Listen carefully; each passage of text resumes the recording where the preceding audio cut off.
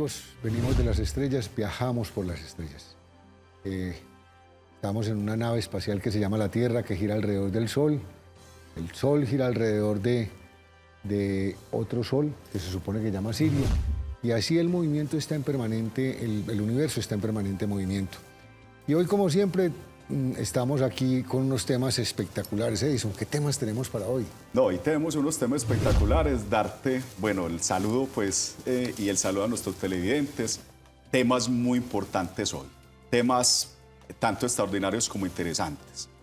Y además del invitado. Además del invitado. Hoy tenemos unos temas de, por ejemplo, que descubrieron en la Luna, en el Apolo. Wow. ¿Qué descubrieron en la Luna?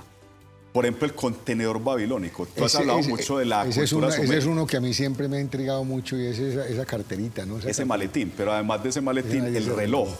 Hay una manilla en forma de reloj, pero no solo la encontramos en la cultura sumeria, sino también en otras culturas.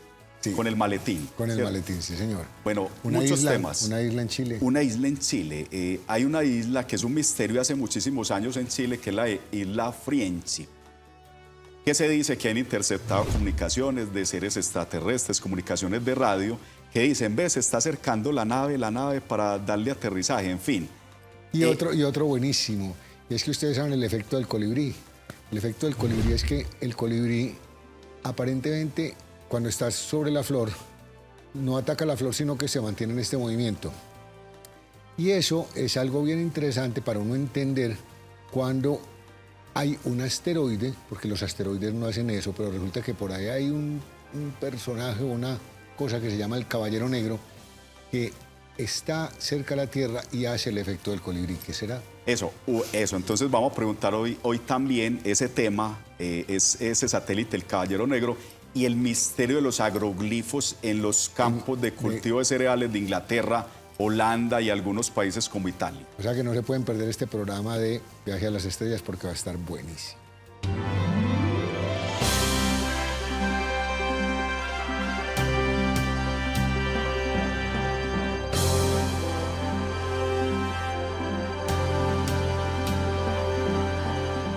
Bueno, como les decíamos, este programa de Viaje a las Estrellas hoy va a estar demasiado bueno, pero para hacer este programa tenemos un invitado excepcional.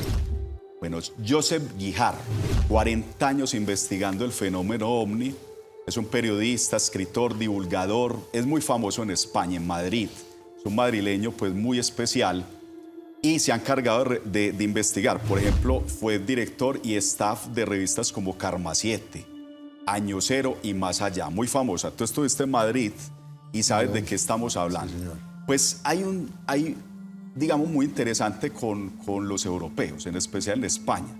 Pues no solo nos descubrieron a nosotros, sino que también tenemos como esa inquietud desde hace muchos años. O sea, desafortunadamente aquí en Colombia todavía estamos muy cerrados en temas, pero ellos van más avance. Tienen programas de televisión, programas de radio y programas en revistas.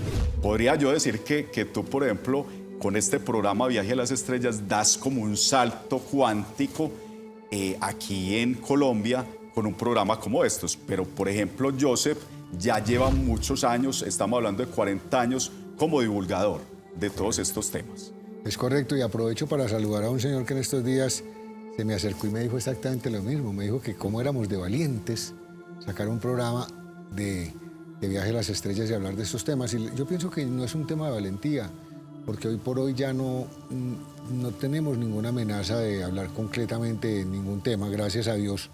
Pero más allá de la valentía, lo que nos mueve es una pasión por conocer qué hay detrás de tantas cosas y de tantos misterios, ¿cierto? Sí, señor. Entonces vamos a darle paso al saludo pues, del invitado al programa.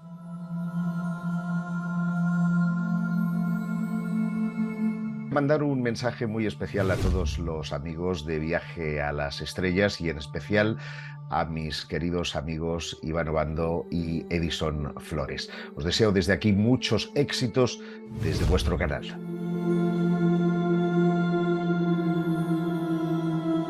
Bueno, y con el tema de Joseph, que está en Madrid, creo que hay un congreso en Madrid en estas fechas, ¿no? Mira, hay un congreso espectacular, y no solo espectacular, sino que Viaje a las Estrellas está invitado a ese congreso. ¿Y tú vas a ir? Y vamos a ir, claro. Pues yo quisiera ir, yo no estoy tan seguro. Bueno, pero... por lo menos yo voy a ir porque no solo estamos invitados, tenemos una mención especial en la página web del evento, nos van a hacer mención en universidades, Viaje a las Estrellas va a estar mencionado por parte del Congreso en Universidades en Aranjuez, Madrid, y tenemos como un convenio. ¿En qué consiste ese convenio con el Congreso? De hacer nosotros, ellos hacen promoción de Viaje a las Estrellas en España y nosotros les hacemos promoción del Congreso aquí en Colombia. De manera pues que Joseph es uno de los grandes invitados, un congreso que se va a dar del 13, 14, 15 de octubre de este año en Aranjuez, Madrid. Es un congreso espectacular, estaría allí Sixto Paz, estará José Vicente, que es el director de revistas de Año Cero, van a haber 2 científicos y unos abducidos, personas que han abducido. Entonces, es un congreso que no solo trata con científicos, sino también con contactados y también con divulgadores como Joseph Guijar. Imperdible, señores, a ustedes que les gustan estos temas.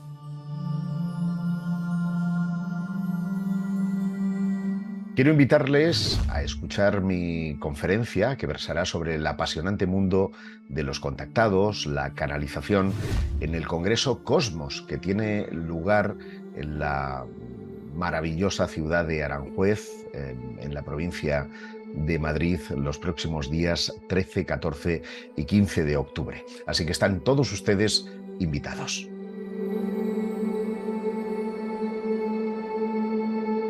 Bueno, definitivamente una de las cosas que a mí me llama mucho la atención, y lo digo porque de verdad creo que el único museo que no he visitado en el cual se encuentran todas estas tablillas sumerias es el Museo de Berlín, pero de resto te digo que en el Museo del Louvre he pasado por ahí 4 veces, en el Museo de Londres, pero siempre esta imagen de estos seres de la antigua Sumeria, los sumerios, o de alguna manera no los sumerios, los Anunnakis, porque lo que ellos representaban eran los Anunnakis, siempre aparecían con un reloj puesto aquí en esta parte, de una forma como de flor, como una margarita.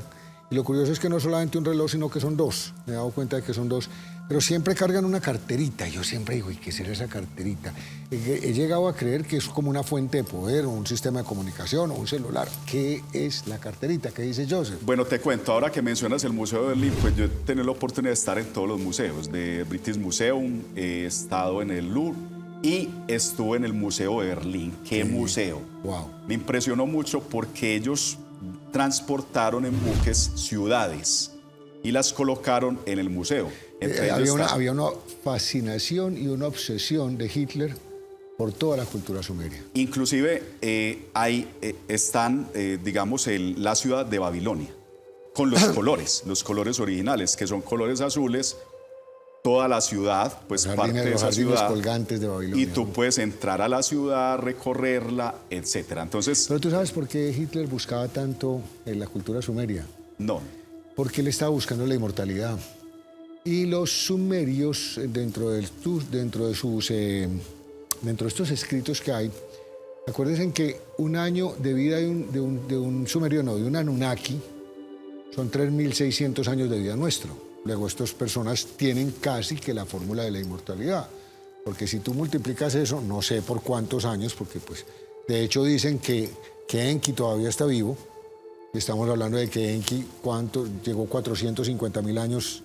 Ellos llegaron hace 450.000 años a la Tierra, y si este ser todavía está vivo, estamos hablando de que si multiplicamos eso son 11 años en la vida sumeria. No, perdón, 11 años no, me equivoco. Serán unos... habría que multiplicar 3.600 por 100. Eso nos daría 360.000, sí, ¿no es cierto? Sí. Pero bueno, estamos hablando de estas dimensiones, pero lo que ellos decían es que, mira, acuérdate que entre esta parte del cerebro y la boca, en la mitad está la glándula pituitaria. Y la pineal. Exactamente, que es la misma. Y esa glándula ellos la sabían manipular para lograr la longevidad, ¿cierto? Y en ese orden de ideas, esa es la razón por la cual en la Biblia hablan de que Matusalén tenía 900 años, de que Noé tuvo 400 y pico. Entonces hay una explicación que es importante entenderla, pero nos estamos desviando del tema y volvamos a la carterita. Al contenedor babilónico, y eso es lo que nos va a responder la pregunta a Joseph. ¿Qué es ese contenedor? ¿Qué son esos relojes? ¿Y qué son esos artefactos que tenían no solo en la cultura sumeria, sino también en otras culturas?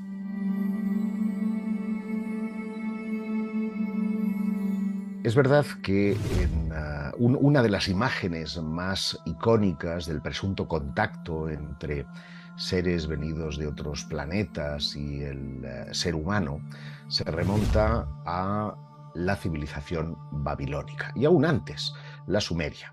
En ellos vamos a encontrar una suerte de dioses alados que muchas veces portan en una de sus manos una suerte de bolsito que por azar muchas veces coincide con ese bolso que llevaban las expediciones de astronautas al espacio.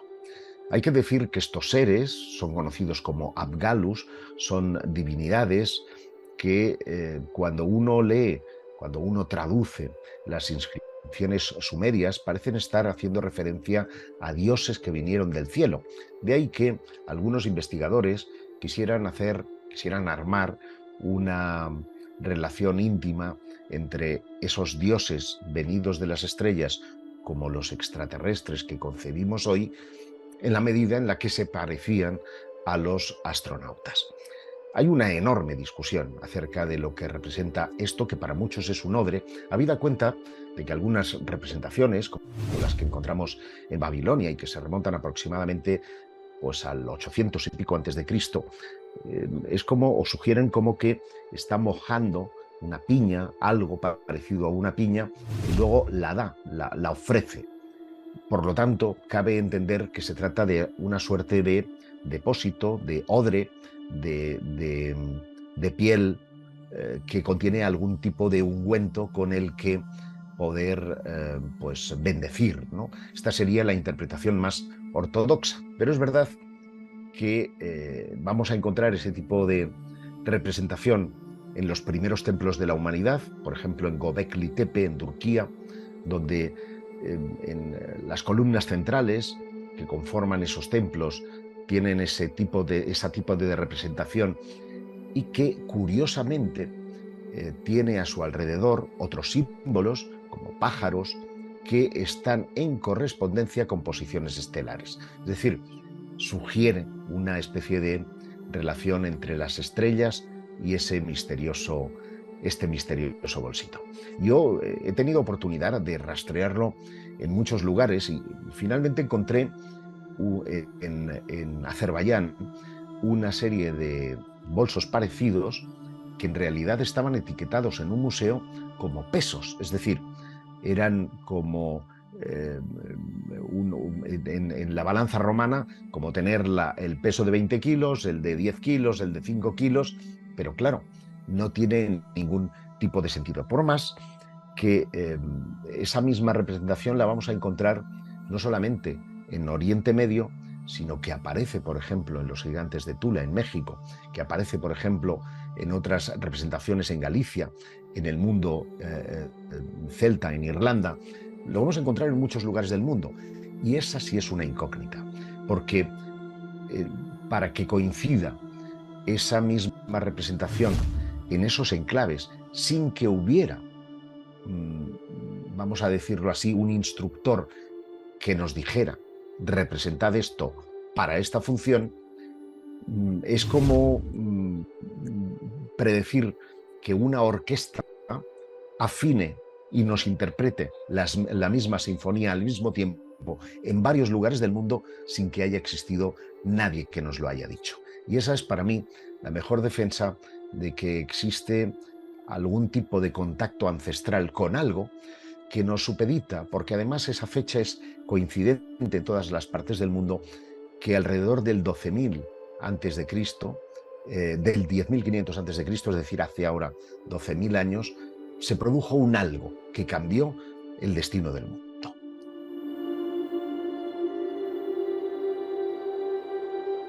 Bueno, y pues este tema de los agroglifos en Inglaterra es un tema que de verdad uno dice que hay detrás de esto.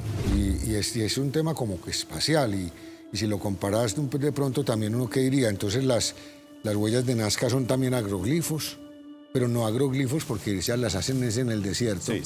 Pero lo que sí es cierto es que en esta zona, que creo que queda cerca de Stonehenge, en Inglaterra, es una zona donde hay unos cultivos muy grandes y desde hace muchos años se están montando unas imágenes con unas figuras que hablan de conformaciones de cosas del universo. Eso es increíble. Incluso hay imágenes que vienen desde antiguo.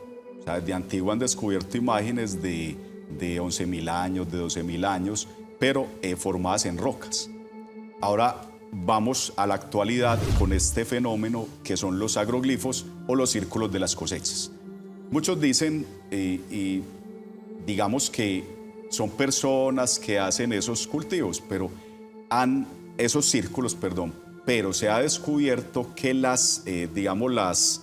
el pábilo, los cortes no solo son perfectos, sino que no se dañan, o sea, siguen creciendo. Y no queman la tierra. Y hay una especie de magnetismo que las personas que llegan a visitar esos círculos se acuestan ahí y sienten una energía especial. Y no solamente es el hecho de que los hagan, sino que la pregunta es, ¿a quién le están escribiendo eso? ¿Para qué es? O sea, ese es el cuento fundamental. Mira, hay un agroglifo que me llama la atención de muchos. 2 agroglifos. Las imágenes en puntos de Jesús. En un punto hay una imagen y en otro punto distante hay otra imagen. Al juntarlas, digamos, en computador, sobreponerlas, se ve la imagen del rostro de la sábana santa de Jesús, por ejemplo. Cosas increíbles. Y otra imagen también de un ser extraterrestre proveniente de las 3 estrellas dibujadas allí y un mensaje en binario, en código binario. ¿Qué dice ese mensaje? No se preocupen por los que vienen de afuera, preocúpense por los que ya están allí enquistados en los gobiernos y demás. Wow, y hay otra que a mí me llama mucho la atención. ¿Has visto que las mujeres pintan mucho mandalas? Mandalas, sí. ¿Cierto? Y esas mandalas, pues a simple vista son muchas veces basadas en flores, etc. Pero hay una mandala en particular que ellos crearon que contiene unas fórmulas muy específicas de trigonometría que están muy claras en todo lo que es el estudio del universo. Entonces ahí hay un tema bien importante para que Joseph nos cuente más sobre esto, ¿no? Sí, señor. El tema de los agroglifos tiene que estar necesariamente separado del fenómeno ovni. ¿Por qué? Porque pese a que últimamente han trascendido algunos vídeos en los que se ven luces cercanas a esos campos, o que incluso desde su propia génesis en los años 70 se esté hablando de la relación con los ovnis, no hay ni una sola filmación, ni una sola evidencia incontestable que nos remita a que el origen de esos círculos tenga que ver con algo cósmico. La única relación, si cabe, son algunos mensajes aparecidos, por ejemplo, en Chilbolton, en el Reino Unido, muy cerca de un radiotelescopio, en el que había una suerte de mensaje a la humanidad. Pero es que la respuesta es tan humana, la respuesta es tan, ¿cómo te diría yo?, tan nuestra, que me impide pensar que esté hecha por seres más avanzados. Imagino que muchos de tus telespectadores, de tus oyentes, estarán al caso de que por iniciativa del SETI se mandó hace muchos años, en los años 70, un mensaje al espacio que mandaba las coordenadas de nuestro mundo, indicaba que éramos hijos de la doble hélice del ADN, la posición del sistema estelar, en fin, toda una serie de datos que años después tendrían una respuesta hilo por hilo, línea por línea, a esa cuestión, lo cual equivalía a decir que alguien había recibido ese mensaje y nos mandaba la respuesta. Claro, en términos prácticos, ese mensaje no ha salido de nuestro vecindario cósmico. Y no hay en nuestro vecindario cósmico una civilización avanzada con capacidad para poder responder a esa cuestión. Por lo tanto, nos dice la lógica más elemental, nos dice la navaja de Occam, que eso ha tenido que estar fabricado por humanos. Pero no es que lo diga yo, es que en muchas ocasiones muchos de esos círculos que encontramos en las cosechas tienen firma. Y yo dejé de preocuparme casi como un fenómeno paranormal de esa cuestión en la medida en la que un filántropo británico que se llamaba John McNeish instaló cámaras nocturnas en muchos de los campos del sur de Inglaterra e interceptó a decenas de jóvenes que, provistos de un palo y provistos de un plano, eran capaces de hacer diseños realmente desafiantes en una sola noche. Y en la misma medida en la que hay una serie de vamos a llamarles crop circle makers, ¿no? de fabricantes de círculos que ganan mucho dinero simplemente publicando esos vídeos en las redes sociales. Son las propias compañías de aviación locales las que les ponen los medios para que después vengan los turistas y vengan los amantes de la New Age a pasearse por esos campos, e incluso algunos de los agricultores, hartos de ver cómo pisotean sus cosechas, han empezado a cobrar entrada. Eso a mí me ha echado mucho para atrás, a pesar de que soy de los que creo que en su origen hubo un verdadero misterio, déjame jugar con el eufemismo de un misterio redondo, dentro de estos campos, en la medida en la que concitó el interés de algunos científicos e incluso el propio gobierno británico, a través de Margaret Thatcher, pues pudo de alguna manera instigar una verdadera investigación. Te diré también que no creo que esos dos ancianos fueran los responsables de todos los círculos, ya que han dado el salto a muchos otros lugares del mundo, y que seguramente hay un misterio que hoy día es muy difícil de sondear porque está tremendamente corrompido por la mala prensa, por la ausencia de investigaciones y aproximaciones serias al fenómeno, del que por último puedo reseñar que un equipo de científicos rusos se ha preocupado de, tomando las imágenes de esos círculos, lo que ha hecho es darle sonido, es decir, como hace la película cinematográfica, un impulso electromagnético recorre casi como una respuesta binaria, hay transparencia y no hay transparencia, la figura, y nos ofrece a través de un sintetizador una forma de escuchar los círculos.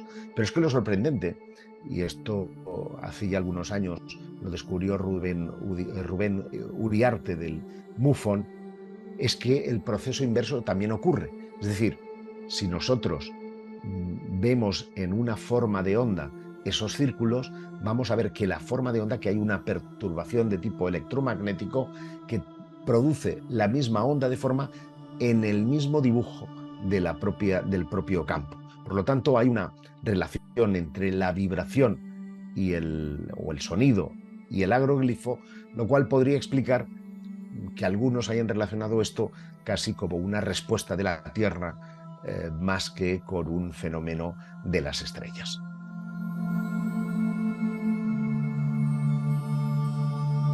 Bueno, definitivamente cuando uno se pone a mirar los sitios mágicos de la Tierra, yo creo que hay muchos que son muy famosos, pero hay otros que no son tan famosos.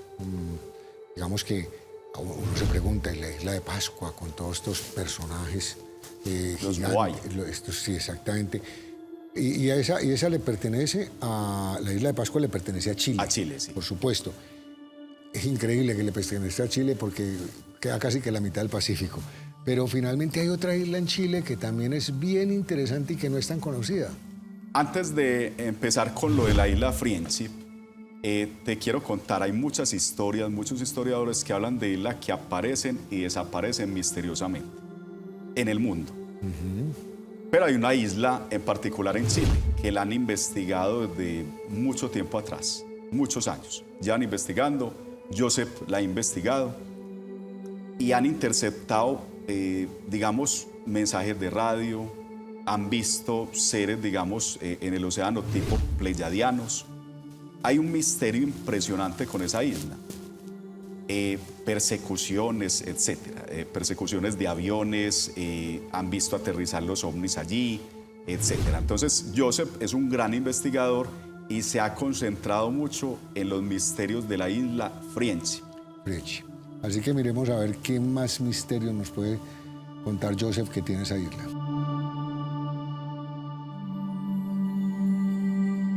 Yo supe de la existencia de Friendship hace ya muchos años, corrían los 80.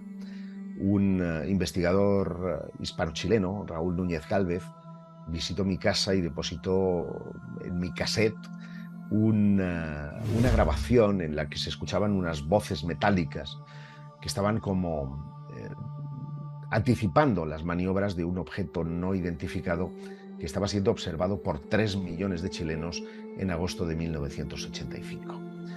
Aquello a mí me sobrecogió. No estábamos hablando de una alucinación, estábamos hablando de un objeto que estaba siendo presuntamente controlado a distancia. Y concitó mi interés, aunque el destino me impidió viajar hasta Chile hasta pasados varios años. Y cuando lo hice, me sentí salpicado por esa nodriza que muchas veces tenemos los investigadores, que es que se te van poniendo las cosas justo delante como indicando el camino. Y pusieron ante mí pues, a testigos, a investigadores, a militares, a políticos, que habían tenido algún tipo de implicación con este fenómeno. ¿Qué era esencialmente Friendship? Friendship era una isla que estaría ubicada en el archipiélago de Chonos, un archipiélago que está compuesto por más de 3.000 islas, en la parte más austral del continente sudamericano, y que en una de ellas, cuyas coordenadas no conocemos, habitaría una comunidad de ángeles del Señor. Y fíjate que he entrecomillado, porque es como ellos se presentaban. De hecho, la relación de Friendship con los supuestos extraterrestres lo establecerá una de esas personas que estaban en comunicación radial a través de la banda de 11 metros, de la banda ciudadana, de los radioaficionados, que estaban conectando ese día, en 1985, con los tripulantes o controladores de ese objeto. Y le dijeron textualmente: no somos de la Tierra, pero pertenecemos a esta humanidad, con lo cual ellos creyeron que estaban comunicando con seres de otros planetas. Sensación que se acrecentó cuando tuvieron oportunidad de conocer a la única persona que fue y volvió, que ya no está entre nosotros. Se llama Ernesto de la Fuente, un ingeniero de televisión, de sonido, que por motivos tremendos de su vida decidió abandonar la ciudad, irse al sur, a una isla que es la isla de Chiloé. La gran isla de Chiloé es el punto que conecta el continente americano con esas islas, y allí, pues a través de la radio, escuchaba a menudo que habían unos gringos raros que compraban el ganado enfermo y se lo llevaban, y él, que había generado empatía porque había vivido junto a los estadounidenses, pues les decía: no hagan casos a mis compatriotas, le están tratando de engañar. Hasta que hubo una noche de tormenta, se presentaron dos tipos vestidos con túnica, con unos símbolos extraños en su pecho o en uno de los costados, y le dijeron: somos los ángeles del Señor, venimos a Friendship, y le ofrecieron ir con él a la isla posteriormente para curar presuntamente un cáncer de pulmón. Esta es, muy a grosso modo, la historia, y ciertamente hay una parte de esa historia que quedó explicada, es la que pues años más tarde afectaría a un colectivo pseudo-friendship, es decir, unos tipos que se hacían pasar por esos ángeles del Señor y que fueron cazados literalmente por un canal de televisión y un radiogoniómetro que les dio la localización de la procedencia de esas comunicaciones, pero ciertamente nada tiene que ver con el Friendship original, que desde los años 90 dejó de emitir en radio y que hemos perdido todo registro. Cualquier intento por encontrar la isla ha resultado infructuoso. Yo mismo estuve visitando Kemchi y navegando por algunos de esos canales, pero es como buscar una aguja en un pajar. Los dos únicas personas que tienen las coordenadas ya no están con nosotros y es muy difícil, tantos años después, casi 30 años después, tratar de recomponer ese puzzle que, de ser cierto, pues nos pondría en la iniciativa de que ellos ya no tienen que desplazarse desde las estrellas, llegaron aquí, habitaron en los océanos, que es algo, por cierto, que un oficial del NOAA, de esa administración americana para los océanos, ya desveló y que está poniendo en solfa, además, buena parte del proceso de desclasificación que Estados Unidos está poniendo en marcha ahora, en la medida en la que califican esos objetos como objetos transmedia, son capaces de salir del fondo de los océanos y hablan, precisamente es el lugar más inexplorado del planeta, que esa comunidad podría estar viviendo en el fondo oceánico.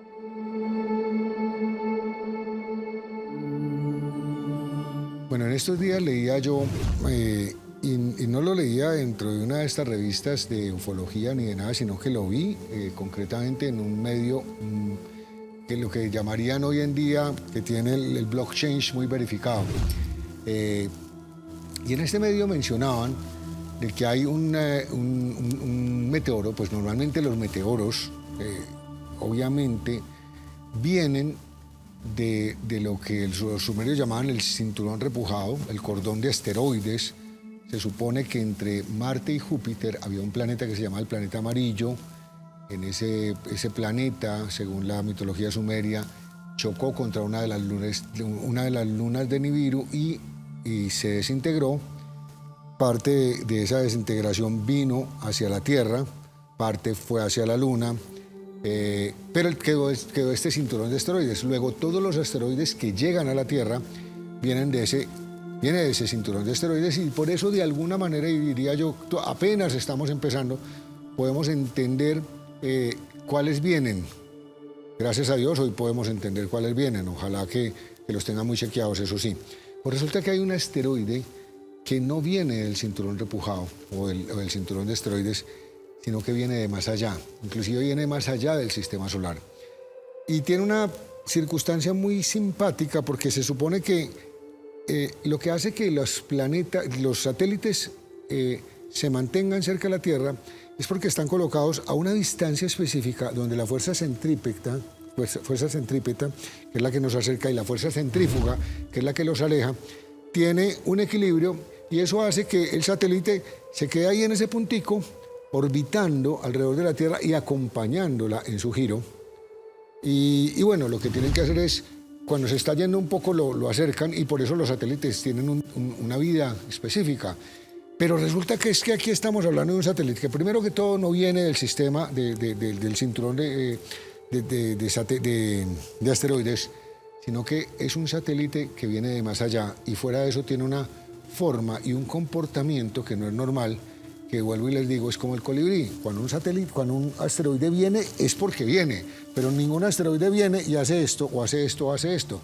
Entonces aquí hay un tema, y eso lo han llamado el Caballero Negro, ¿no? Caballero Negro, ¿tú recuerdas la película de Batman, El Caballero Negro? Claro, por supuesto. Tiene forma del Caballero Negro de Batman. O sea, es impresionante ese satélite. Ahora, no se sabe si es satélite natural, de dónde proviene el satélite. O una nave estacionaria allí. Gigantesca, pero el gran misterio es de que no está a la altura ni de la Estación Espacial Internacional, está más abajo y no se cae. O sea, cualquier objeto que esté orbitando, que esté mucho más abajo, muy cerca a la atmósfera, se cae. Ahora bien, vuelvo y les digo, todo lo que nosotros aquí contamos son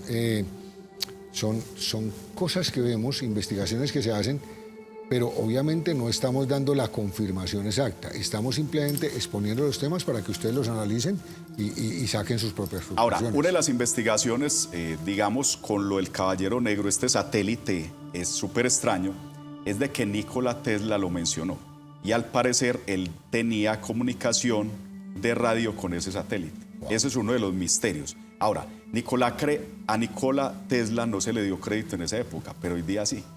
Por toda la tecnología, los planos. Recordad que muchos planos que él dejó, la CIA los confiscó.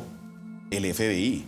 De manera que Él hoy tenía una día ya... información, definitivamente él tenía una información que antecedía a su época. ¿Y por qué lo, digamos... Antecedía, perdón, no, era posterior a su época. ¿Y por qué lo estigmatizaron? Porque él empezó a hablar de comunicación con extraterrestres. Ese fue como el único problema que él tuvo. Así que hay muchos temas. Y Joseph nos va a hablar en particular de este, no sabemos si es un satélite, no sabemos si es un asteroide. En todo caso, él nos va a hablar de el Caballero Negro.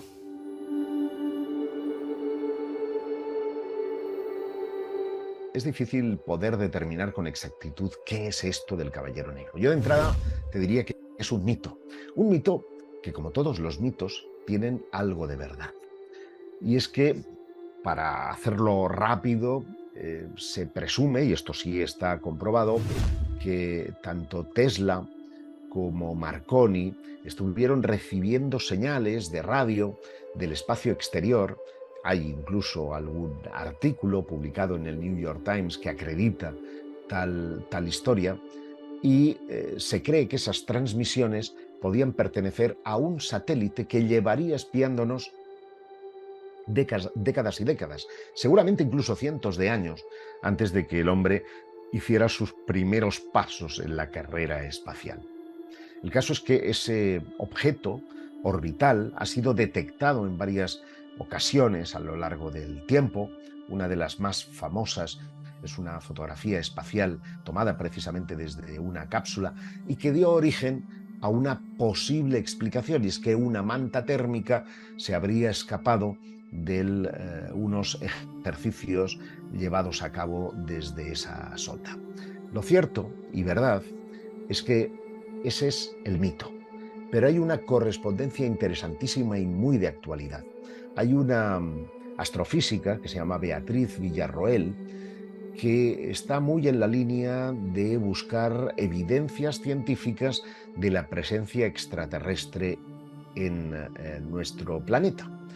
Y se le ocurrió, gracias al proyecto Galileo y a sus contactos con Avi Loeb, que una buena forma de hacerlo dentro de su especialidad sería buscar en fotografías espaciales anteriores a 1952, es decir, estamos hablando de que en ese año se produjo el lanzamiento del Sputnik, pues antes del Sputnik no podían haber satélites geoestacionarios orbitando la Tierra.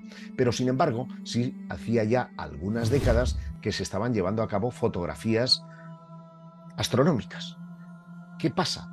Que ha buscado fotografías astronómicas que muestren evidencias de objetos geoestacionarios y ha sido capaz de encontrar hasta 4, lo cual nos pone en la evidencia de que alguno de ellos podría ser ese Caballero Negro del mito.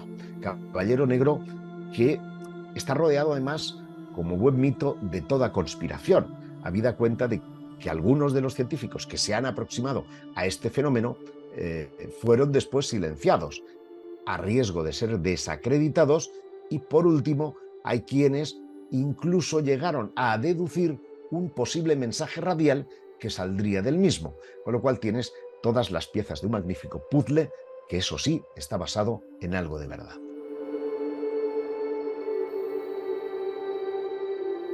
Hablando estos días y mirando la luna, ¿no?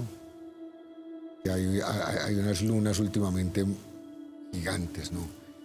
Y uno se pone a pensar, en todos los años que llevamos de vida no hemos visto sino una cara de la luna. Y de hecho me hacía esa pregunta, no recuerdo con quién hablaba, porque me preguntaba si los planetas giran. O sea, si Marte gira, eso es una pregunta que me hice, y si las lunas en esos planetas giran.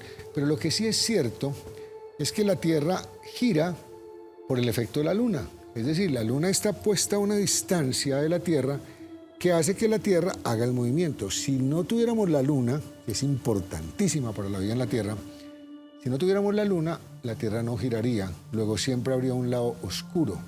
Por eso, cuando dicen que la Luna afecta a las mareas, es absolutamente real. La Luna afecta a la marea, afecta los mares nuestros. Entonces aquí la pregunta que uno se hace es, ¿y qué hay con el lado oscuro de la Luna? Mira, en la carrera espacial China, Rusia, en especial China en la actualidad, está, está empezando a visitar la cara oculta de la Luna. Hay muchas informaciones que van a llegar. Yo estoy completamente seguro de ello, Iván, que van a llegar en el futuro próximo. No solo de la Luna, sino todo este encubrimiento sobre naves extraterrestres, sobre artefactos extraterrestres, lo que hablábamos del Caballero Negro anteriormente, pero van a llegar muchas informaciones. Van a llegar muchas informaciones. Vamos a ver qué nos dice Joseph sobre el lado oscuro de la Luna.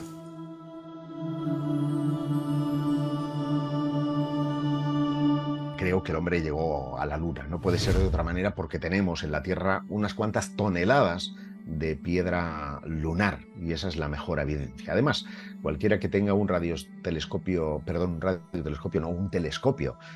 potente podrá no ver la bandera, pero sí detectar unos espejos que se pusieron precisamente en la superficie lunar precisamente para poder mandar un rayo láser que determina la distancia, si varía o no varía a lo largo de las décadas entre la Tierra y la Luna. Es decir, que hay, por no hablar de testimonios y de que no solamente fue el Apolo 11, sino que se han producido unos cuantos aterrizajes o alunizajes en la superficie lunar a lo largo de las décadas. ¿Qué ocurre?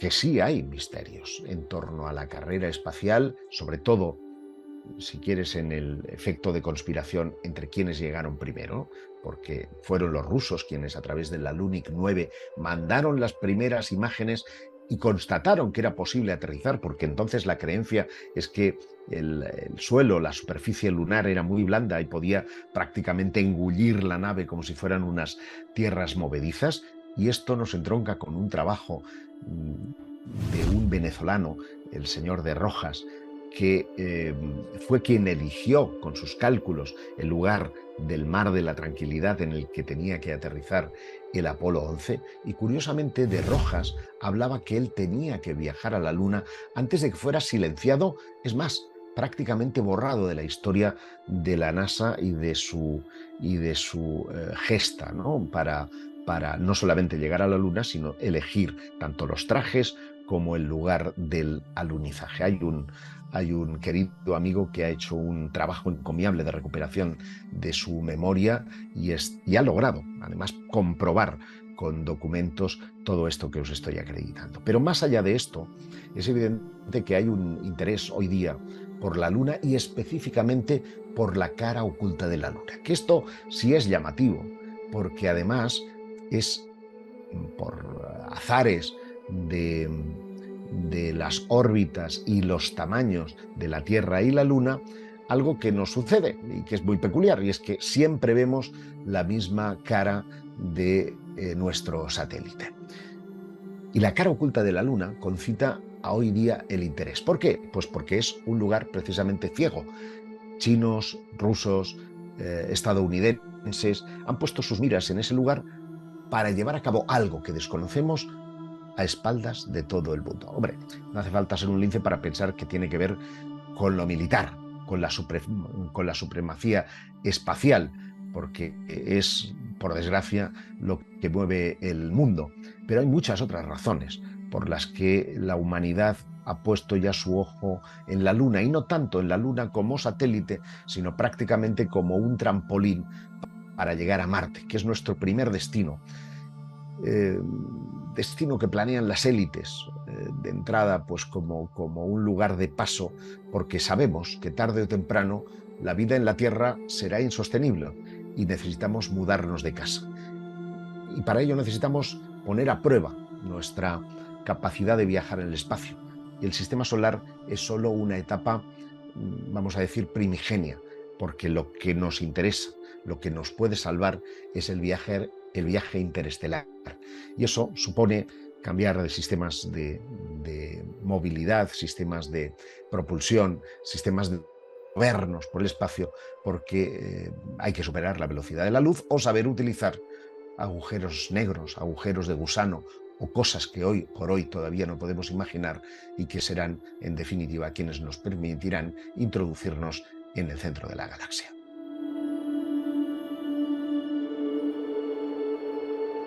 Yo creo que hablando de museos, ¿no? Uno de los museos imperdibles, si usted alguna vez va a Europa, definitivamente es el Museo del Vaticano.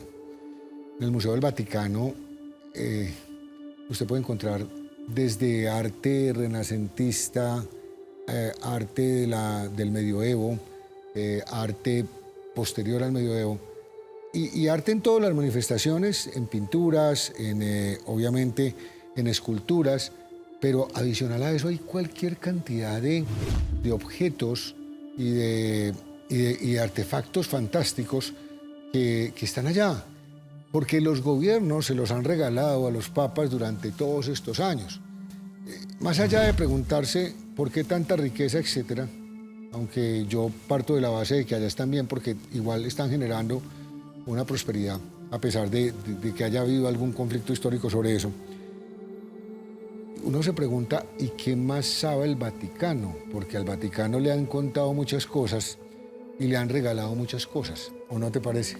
Y usted no se pregunta, Iván, ¿qué tendrá ese Museo del Vaticano que es tan secreto y que además es muy difícil entrar allí? El Museo del Vaticano. O sea, lo tiene súper vigilado, súper... No, pero es decir, tú entras... Perdón, es la biblioteca. Por eso, la biblioteca. Tú entras al museo como cualquier ciudadano de parroquia y entran miles y miles de personas. Eso. Pero hay salones, de hecho, al final del Museo del Vaticano entras a la Capilla Sixtina, ¿cierto? Pero yo me acuerdo que uno ve el recorrido, pero el Papa en sí, en cualquier momento tú puedes estar en la Capilla Sixtina y se te aparece porque al interior hay unos corredores, y hay unas bibliotecas y hay unos salones que no son para el público. Y la gran biblioteca. Recordad que la tienen súper blindada. ¿Qué tendrá la Biblioteca del Vaticano? Y está súper blindada. Está súper segura, súper blindada. Es una biblioteca donde es muy difícil ingresar. Muy difícil, incluso para los miembros del Vaticano. Entonces, ¿qué quiere decir? Que muy posiblemente que en el Vaticano tienen información de si hay extraterrestres o no hay extraterrestres. Bueno, hay un exastronauta, Edgar Mitchell, no sé si lo recuerdas, que estuvo en las misiones Apolo, un astronauta muy famoso. Nota que cuando ellos terminan su contrato, ellos se jubilan, ellos tienen unas cláusulas de que no pueden contar muchas cosas. Ya luego de su jubilación, ya terminó ese contrato, terminó esa confidencialidad y ya estos exastronautas empezaron a hablar. Por ello es de que ya hoy hay libertad de información, ya muchos militares están hablando, muchos exastronautas sobre temas extraterrestres, sobre clasificados, desclasificados. Este exastronauta Edgar Mitchell ha ayudado mucho al Vaticano para que se divulgue con el padre Funes, que es el director del Centro Astronómico de Castel Gandolfo, para que se divulgue la información que se tiene sobre los extraterrestres. Qué maravilla. Eso es impresionante. Ahora, ya el padre Funes no está, él lo reemplazó Guy Carlomagno, un italiano, que él está muy a favor de la vida extraterrestre. Ahora, Papa Francisco, recordá que en otros programas hablábamos que uno de los hobbies de él, cuando estaba en Argentina, era hablar sobre estos temas. O sea, era hacer tertulias. De hecho, yo quisiera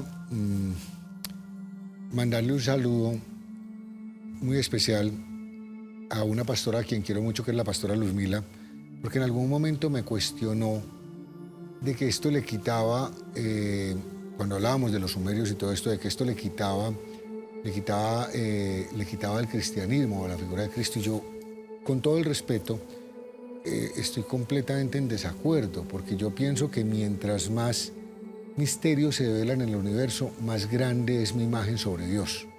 Indudablemente insisto en que Jesús es un enviado de Dios, para mí, ¿no es cierto? Entonces, todas estas cosas, si ya los padres de los que estás hablando lo están empezando a decir, es porque ellos creo que tampoco le tienen miedo a eso, no como en la época de la Inquisición, que cualquier cosa o cualquier experimento negaba a Dios. Yo pienso que es todo lo contrario. Mientras más vemos, mientras más maravilloso vemos que es el universo, más grande creo que es Dios. Lo que pasa es que el tema religioso, yo creo que tenemos que mirarlo con mucho respeto además, es empezar a estudiar. A nosotros nos falta mucho estudio, no solo de la parte histórica, sino de la parte presente. Mucha gente me pregunta a mí en la actualidad, hombre, ¿por qué la NASA? No, ya la NASA ya se reunió. ¿Por qué el Pentágono ya se reunieron? el Congreso de Estados Unidos. O sea, lo que falta es más información. Y la información, como ya está liberada, nadie nos la tiene que dar, sino que nosotros mismos debemos ir a investigar a las fuentes. Total.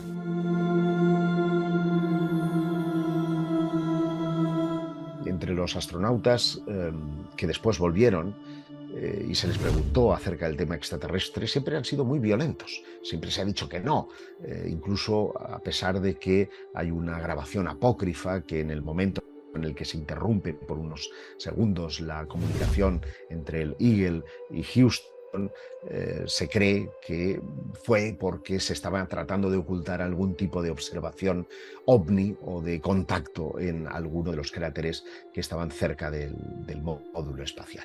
Sea como sea, siempre, insisto, han sido muy violentos. Incluso se llegó a agredir a un periodista, algo que también hizo Gordon Cooper y que han hecho muchos otros astronautas. El único que se ha saltado esa línea fue Edgar Mitchell. Digo fue porque ya no está entre nosotros, pero sin embargo, como todos ellos, se produjo una especie de cambio, de transmutación espiritual después de la experiencia de ver la Tierra desde el espacio. El propio Armstrong, no lo olvidemos, que viajó a la cueva de los Tallos en Ecuador, también comparó esa experiencia casi con la subterránea. Pero sea como sea, insisto, por centrarme en Edgar Mitchell, se produjo un cambio sustancial en su forma de abordar. Tanto es así que cuando se jubiló, tanto en la NDA, esos contratos de confidencialidad dejan de estar vigentes, proporcionó muchos datos a los investigadores OVNI de evidencias que tenían que ver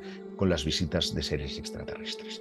Y él, por su cualidad de astronauta, que estuvo muy interrelacionado pues, con jefes de Estado, con visitas importantes, hizo importantes contactos en el Vaticano, que llegaron a proporcionar, porque el Vaticano tiene también una unidad de estudio astronómico e incluso de desarrollo espacial, que lleva en la actualidad, bueno, llevaba, ya no, el padre Funes,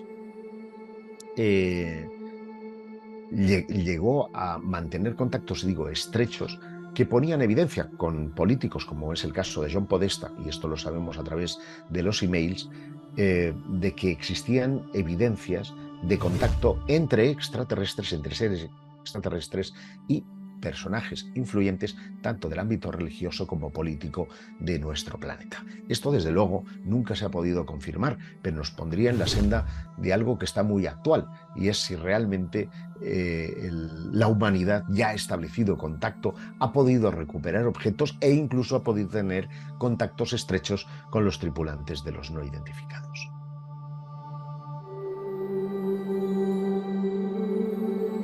Bueno, Edison, qué programa más divertido, ¿no? Cuántos temas hemos hablado, cuántos misterios que hay por develarse y qué pasión la que sentimos al mirar estos temas. Muchas gracias a Joseph, de verdad que nos ha aportado un programa muy variado y muy interesante. No, y gracias pues a los televidentes que nos escriben, nos están escribiendo mucho, estamos muy contentos porque... Sí. Los televidentes están muy contentos con el contenido, porque el contenido precisamente abre muchas mentes, abre muchos paradigmas. Obviamente, lo que dice Iván, no somos ni maestros, no somos... O sea, nosotros somos personas inquietas, que hemos viajado mucho, sí, hemos descubierto muchas cosas, sí, hemos investigado muchas cosas, pero también tenemos unos invitados que son los encargados de responder nuestras preguntas. No nos crean a nosotros, o sea, créanse a ustedes mismos, investiguen, hay mucho material. Hoy día hay libertad de información, eso no se veía antes. Aprovechen esa libertad de información. Correcto, y no dejen de visitar nuestras redes sociales que aquí aparecen.